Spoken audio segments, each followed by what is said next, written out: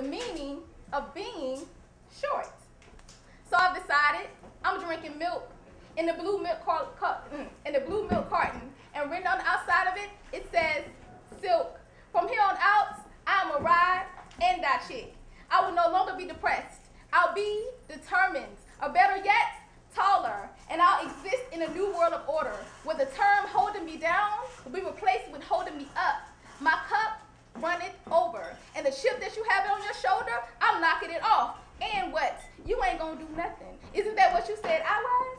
Or was it nothing I was supposed to be? Titled me, baby mama in the projects, getting food stamps and welfare checks. But now, I'm doing things that you wouldn't even believe. Instead of popping my collar, I'm popping my whole sleeve. Honey, believe. You wish you could be me when you were a problem starter. Looking at me through your eyes, no wonder I kept getting shorter. But now, I'm a believer, an overachiever, sister with skills, and still rocking 3-inch heels. And I would say that old cliche, I wish you could see me now. But in real life, I'm not even looking in your direction. I'm looking in the mirror at a beautiful God-made reflection, putting one foot in front of the other. So from now on, call me lover of life, future mother, future wife, doing everything through Christ that gives me strength. Philippians 4:13, call me queen, beautiful human being. I said I'm drinking milk now. I heard it does the body good. I'm doing everything impossible you had me thinking I never could. I've decided to no longer define myself with another person's definition. I said, I've decided to no longer define myself with another person's definition. I had an epiphany, y'all, of my own existence. Thank you very much for listening. Let me get my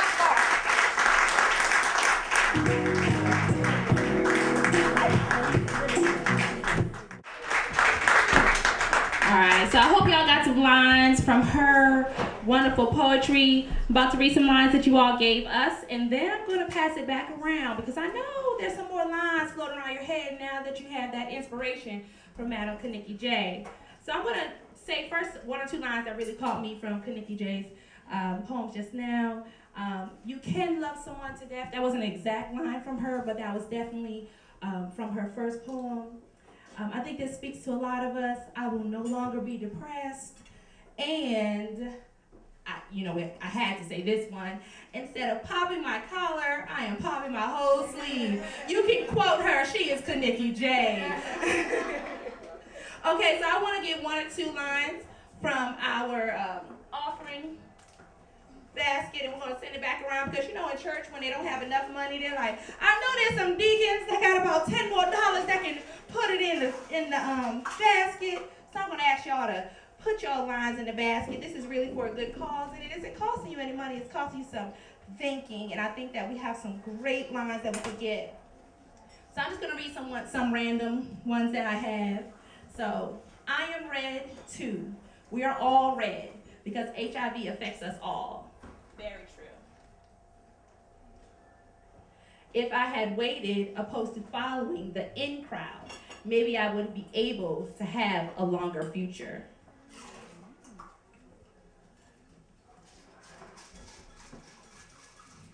As long as we are all silent about HIV, it will continue to be a silent killer.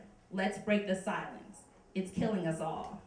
That one I like a lot. Thank you all for these great lines. There's much more, but I'm going to pass it around because I don't want to give all the good lines away because I know that poets are going to be working on some great poetry for us as a collaborative poem. So again, this is a way to have these wonderful poets actually speak your lines. So again, just kind of think about what you would say if you had a media campaign. If you were talking to a young female, a young male in your life, if you were talking to an older female, older male in your life, what would you say to them? What would your line be? The same way that TLC really changed the game with their one line about HIV, we can all do that.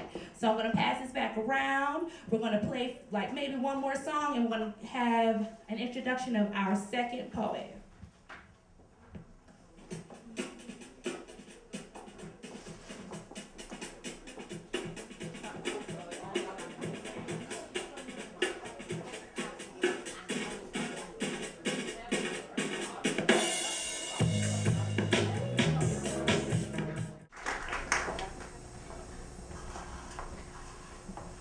Is today gonna be the day when you you do exactly as God said, is today gonna be the day.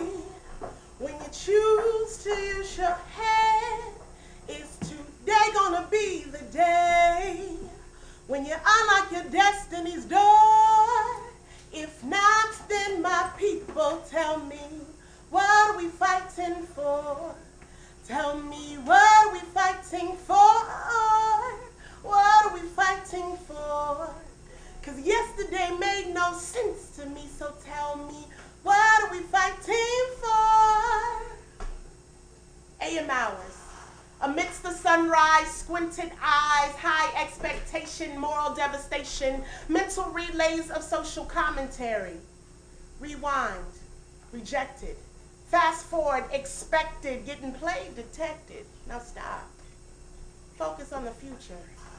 Because the truth of the matter is, for you, the morning after isn't just a pill, but a reality. And my current reality is this game that's playing in my head now. We can't go back to before we jumped in the bed or fake like it never happened, expecting it to be more than what it was. And obviously it meant more to me than he, because he just shook my hand, casually, yet with intent.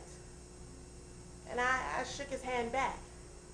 You see, it felt so surreal. It was almost like a hooker's morning exchange, except with class, because I own no nightstand. No dollars were pressed into my palm or placed on my pillow, though the aftermath had me feeling as such. I would have preferred him give me quantity, because maybe that would be a judgment of my quality. You see, I said nothing. And instead, I got a handful of lifelines with the possibility that they too could end mine. And I said nothing. Here I was trying to play this big girl's game, and I said nothing, teetering on the line between hoe and emotional pro, and I kept my mouth closed and I said nothing all the while, slowly losing cells that were counted for life, and I said nothing. You see, it doesn't make sense for us to not say nothing. But at least the look on my face made him reply, and he said, I didn't know what else to say. And I'm thinking to myself, we passed the line of stranger about 8 hours into Olympic stunts ago. But yet, we have nothing to say to one another. So he gave me a kiss. It felt forced to me, a common courtesy, so that he could appear nice to me, and I plastered this smile on my face, all the while thinking I got what I deserved. You see, I was an educated woman who took a turn at a not-so-educated game. I should have checked my mate, collected my $200 and ran past go, and never looked back. You see, he was not the uno for me, yet he left me with no clue as to how to play my hand. And if this were spades, my game would have been written all over my face. There was no aces, no deuce, just two jokers staring at each other in the morning sunlight with extended hands. All the while, he gave me nothing more than a handful of lifelines that slowly had the possibility of ending mine.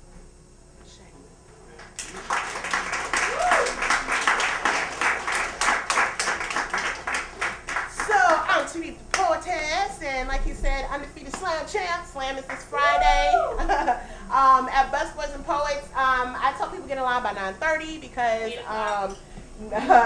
I sell out of I start selling tickets at 10 and I'm out by like 10:20. So it's an awesome event. We're coming up on semi, so you want to check it out.